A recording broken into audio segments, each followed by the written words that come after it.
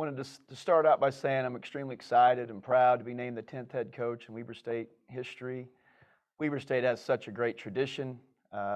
We've had some tremendous coaches and players throughout the history of the program, and I'm just really proud and excited to be a part of that, and humbled and ready to get to work to continue the program and to move it forward. I'd like to thank some people along the way. I would like to start with head coach Randy Rahe. I've had the privilege to work with Randy for the last 16 years. And along the way, I've learned invaluable lessons on how to build a program, how to build a culture, how to treat people, how to win. And it's been just an absolute pleasure to be able to work with him, and really excited about his new chapter in life. And I know he's excited, and we wish him the very best, and his wife Laura and his sons Luke and Cade. I know they're going to have a great time moving forward. I'd also like to thank the administration. Administration here at Weber State has been terrific to us as a program, and I'd like to start with Brad Mortensen, our president. Brad grew up through the university, became the president here, has done an outstanding job leading us through some difficult COVID times, and the university is in great hands with him in charge.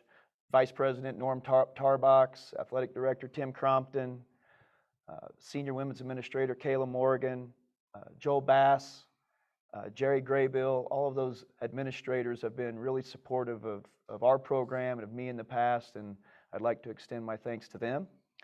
I'd also like to extend a thank you to the Booster Club and the Champions Club and the Roundball Club, those members that have helped us financially as a program and an institution. Not only are those people invaluable, and the fact that they help us raise money and move forward, but they're also, many of them are friends, and they've been very supportive of me and our family, and we just really appreciate them. When you live in a community for 16 years and you don't really have extended family, we've grown to love this community. We have some very close friends in the community that have helped us along the way with rides to basketball games and soccer games, and so we just want to thank those people in the community that have helped and supported us. It's been tremendous growing up here in the Ogden community, and we appreciate their support. I want to thank my staff, Eric Daniels, who's incredibly gifted coach and recruiter. He's been tremendous as we've gotten this process underway. I appreciate his loyalty. He's a rock star in the profession, and glad to have him by my side. Jorge Ruiz. Jorge is an up-and-coming coach. Just promoted him from Director of Basketball Operations into a permanent assistant role, and Jorge is going to do fantastic things, and I appreciate him. Brady Antonopoulos will be moving into our Director of Basketball Operations from our video position, and he's a young, aspiring coach and did great things for us last year, and I really appreciate all his work and effort through this. Returning players. I want to get to our players here. Our returning players, when something like this happens, it happens quickly. It can be a shock to the system, but they've been terrific. And those guys are the linchpin of our program. They're the guys going forward that are going to help continue to build this foundation. And so I'm just really grateful for how they've been through this process, the support they've given me and my staff. And we look forward to continuing that and continue to move the program forward. The players that we have committed and signed and their families, I know this was, again, it happened kind of quickly, and they've been great through this process, and so I appreciate all of their support as well. And then our former players here at Weber State. When you're here for 16 years, you get to see these guys not just grow as players, but you see them grow up as people, as fathers, as husbands, and we're so proud of the things that they've accomplished. Most of the time, Weber State is Damian Lillard is the poster child for Weber State, the Weber State program, and we're so proud of Damian and who he is on a national stage. But when Damian comes back, he always wants to make sure it's just not about him, but it's about those teammates that he had along the way, anybody that's been associated with the Weber State basketball family. He knows that those guys work just as hard as he has, and he appreciates all of their support and their dedication to the program. And we really have a family environment. And I want to thank all of those guys that have come through here. I've heard from so many of them, and these guys are doing great things. We have some guys playing professional basketball in Europe at a really high level. And then we have other guys that live here in the community, live across the country, doing great things in the business world, with their families, with their communities. And so we're really proud of them, and we want to thank them for their support. And we want this to be a players program where our current players can learn from them. They can grow, develop, learn how to win championships, and learn how to live off the court as well. So a big thank you to them. And then last but not least, I want to thank my family. My wife, Sherri, who's been an unbelievable supporter of me throughout my career. And I want to thank her and her parents, Gary and Linda. I want to thank my children, Jarrett and Hallie and Easton and Court. And they've been through a lot of ups and downs, and they live and die with every win and loss, and I'm so proud of who they are, and I want to thank them. I want to thank my mother, Shirley. My father passed away several years ago, and I know this would be a proud moment. But I know he's looking down, and he's really happy today, so I want to thank them. Our program moving forward, we want to be fearless in our pursuit of excellence on and off the court. We want to be a championship team. We want to be a championship team on the court. We want to be a championship team off the court. In every area of life, we want these guys to develop as people, as students, as players. We want to give a great product to the Weber State University, to the Ogden community, a product that people can be proud of in every way. And we want to be a championship team. And we're really fortunate to have the players that we have currently in our program, and we're looking forward to getting them back here and getting started and making those things a reality. So with that, just like to open it up to any questions or anything anybody might have. Kyle Ireland with KSLSports.com. Coach, you've obviously been with Coach Rahe for the past 16 years, and I'm sure that you want to build upon the things that you've been a part of for those 16 years. But how do you take being an assistant and an associate head coach under Coach Rahe and, build upon those things, but also kind of make this program your own, put your own mark on it? Yeah, that's a good question. I've had some people reach out to me that when they became head coaches, I think the biggest piece of advice is you have to be yourself. And so certainly those foundational principles that we've built our program on at Weber State, we're going to continue. But, I have to be my own person as well. And I think Coach Rahe, when he came to Weber State, he had worked for Stu Morrill for many years, and he wanted to make sure that the foundation was the same, but that his own personality had a chance to shine through.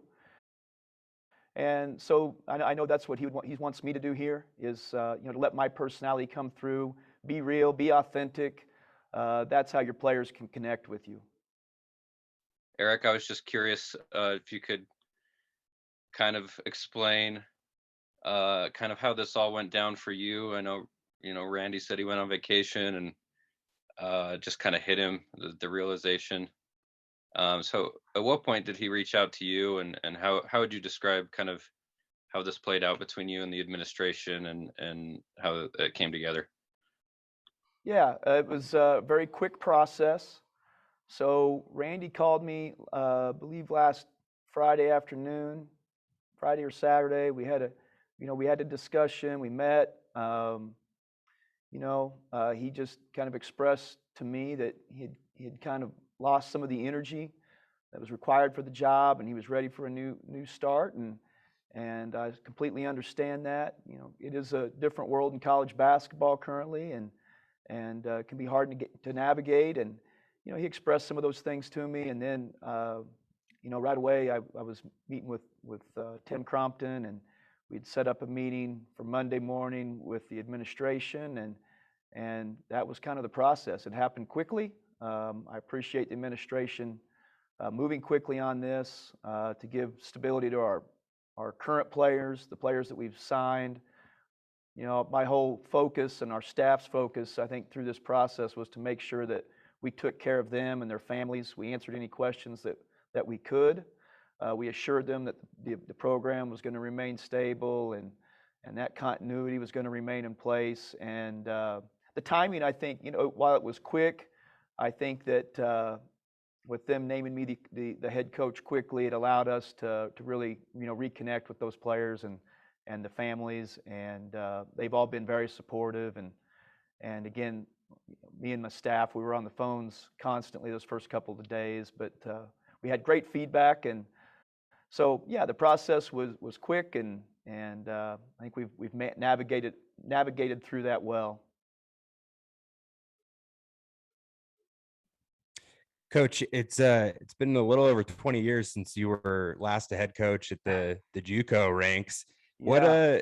What are some of the things that you learned as a head coach that you are gonna bring with you into this role, and then maybe some things that you picked up as an assistant that were different things that you would have done the first time around as a head coach back in Kansas? Well, yeah, my first job at Central College in McPherson, Kansas. It was a private Christian junior college, and great people there.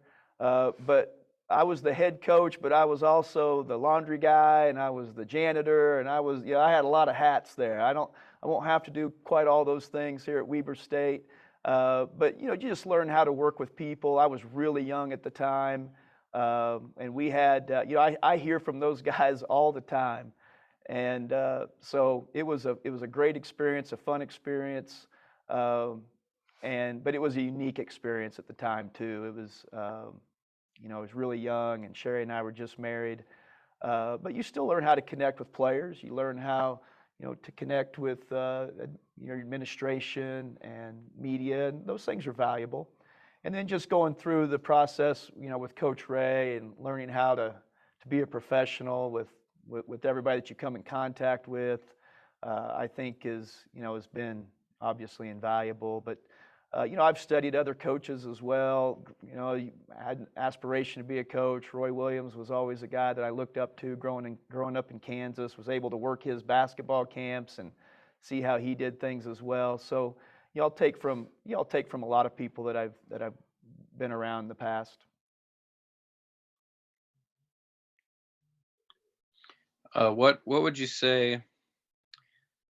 Obviously Weber State has won at a fairly high level for quite some time.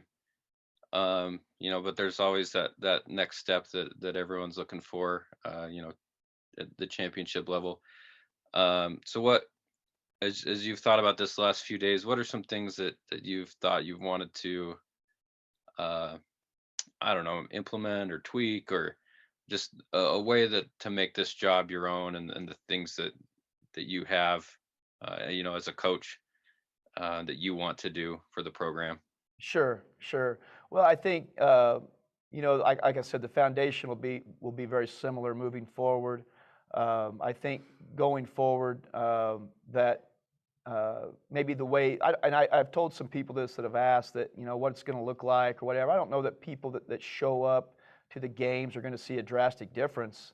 I've run the offense for the last 16 years. The offensive system's not going to change, and defensively we'll keep adapting to what our personnel is, and Coach Daniels will do a great job with that. But I think maybe the way that practices are organized, the kind of the European model of a lot more of 5-on-5 in practice, and are some things that I've thought about and discussed with some other coaching friends of mine, and trying to be good situationally during the games are some things that we'll implement, I think, that going forward.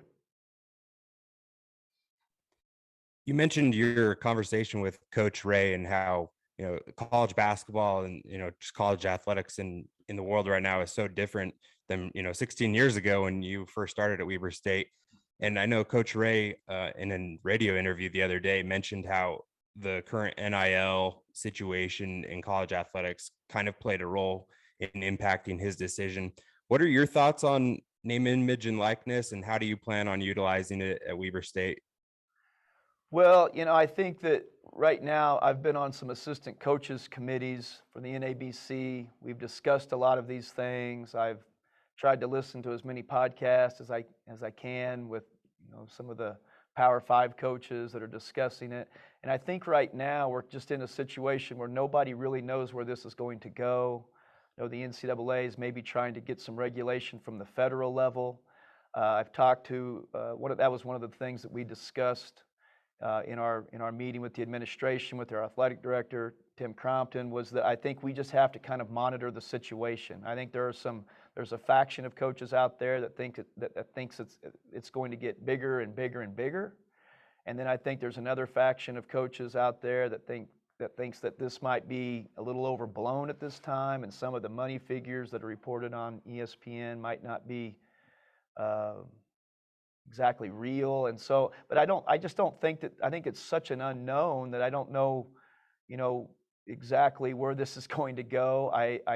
Our discussions here at Weber State have been, we're going to monitor this very closely. We want to help our student athletes in every way that we possibly can. And so we're going to monitor it closely. We're going to keep tabs on it and see where it goes. I think teams at our level are kind of trying to just sit back a little bit and judge the climate of where things are going with the bigger schools, and then we'll just kind of have to see where we fall into that.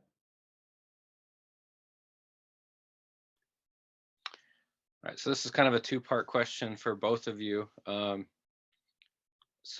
Eric, I don't expect you to name names if you don't want to, but can you talk about some of the times in the past that you've had the opportunity to leave Weber State, and I guess why it was in some of those times that you decided to stay?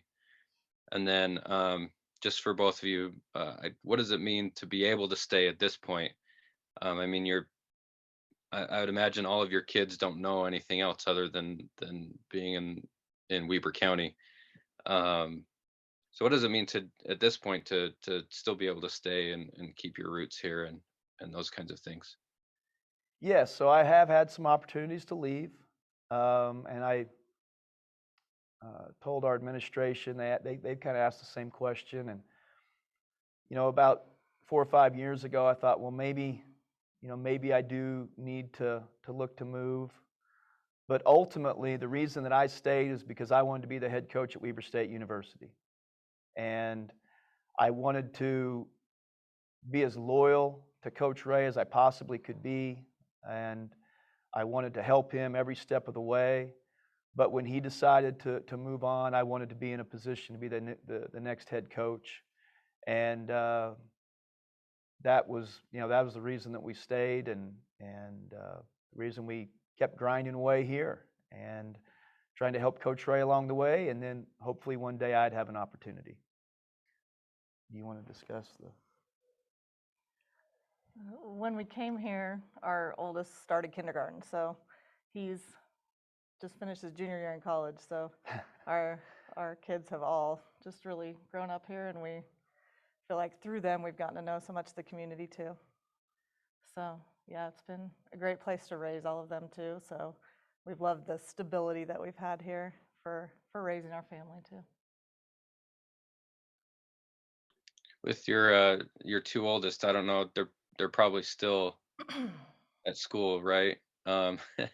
So how did those conversations go over this last week, where you got to kind of tell however that happened with Jarrett and Hallie, who people in the community know them and know you guys through their basketball playing and that sort of thing. How did you get to share the news with them that this was happening? Well, Jarrett is home for the summer, and so we were able to tell him face to face. And Jarrett is not the most emotional child that we have, and so he was excited in his way. And then Hallie is not here yet this summer, and so we called her, and she was with one of her good friends and staying with her and her parents, and so yeah, she was really excited. It's easy to she's a little more emotional, a little easier to get excited. But yeah, those were good conversations. And then with our younger two, they're so into Weber State basketball and what we've got going on here. They were jumping up and down, and then all they could talk about was recruiting. Who else we were going to get, and Dad, you better make sure Coach Daniels and Jorge are out there working hard on that recruiting now, and so they were excited. But yeah, it was a good time for our family.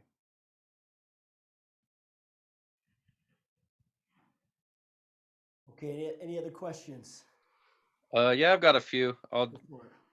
I'll get a little farther into the weeds for you, Coach Duft. I'm just curious if at this point you can share kind of with your coaching staff, if you know, you obviously have someone to add. If Coach Daniels is your associate head coach, or at what level your new coach you're looking to bring in, and kind of what you're looking for there.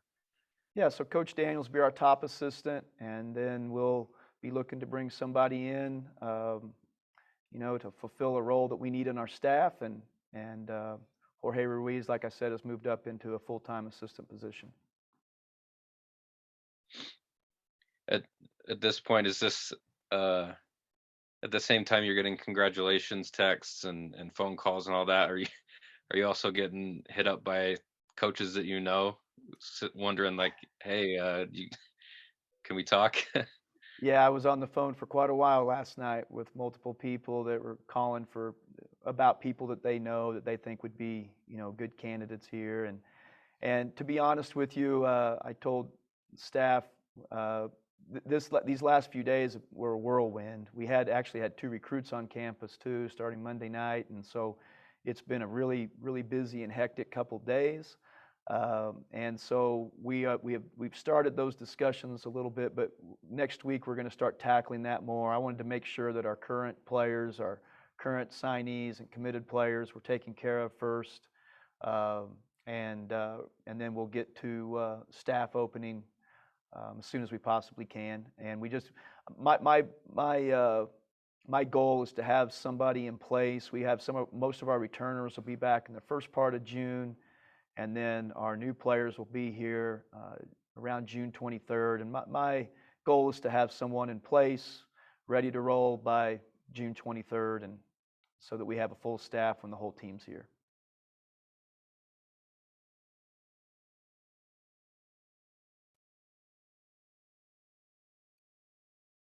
I guess I've got one more, even farther into the weeds for you. Okay. From what I understand, you've been the assistant coach who's been kind of in charge of scheduling. Yes, I have. To this point. Do you know who you're passing that off to, and if that, you know, presents any kind of, you know, new anything for the program? Yeah, so right now Jorge Ruiz will be is in charge of doing the scheduling, and I'll work with Jorge closely. You know, we've got a lot of our scheduling completed at this point, or at least things on paper down. Contracts haven't always been signed, but you know, with the landscape of college basketball, with recruiting going longer now, scheduling's been pushed back because teams are a little bit reluctant to sign contracts until rosters are finalized. And so Jorge and I will work through that during this May and June. Hopefully, get this done before July recruiting. Okay, thanks guys for joining us. And Coach Duft and Sherri, thank you so much for joining us. We're excited to have you part of Weber State basketball. Thank you. Thanks.